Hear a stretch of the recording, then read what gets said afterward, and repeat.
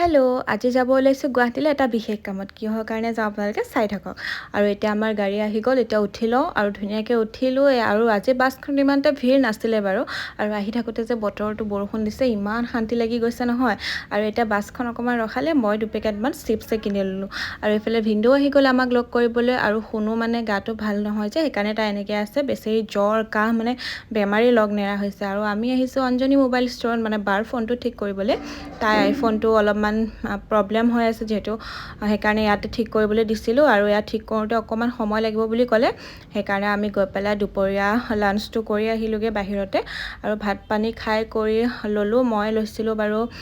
মাংস বায়ে মাছ লৈছিলে আৰু এয়া এনেকৈয়ে খালোঁ আৰু তাৰপিছত কাম বন কৰি আমি এতিয়া আহিলোঁ জুডিঅ'ত ভাবিলোঁ অকণমান কিবা এটা শ্বপিং কৰোঁ বুলি যিহেতু মোৰ কাইলৈ বাৰ্থডে হয় ভাবিলোঁ কিবা এটা লৈ যাওঁ ইয়াৰ পৰাই আৰু মানে কাপোৰ দেখি কোনটো লওঁ কোনটো নলওঁ লাগিছে তথাপিও ড্ৰেছ এটা ইয়াৰ পৰা উঠাই দিলোঁ যিহেতু কাইলৈ বাৰ্থডে পিন্ধিব লাগিব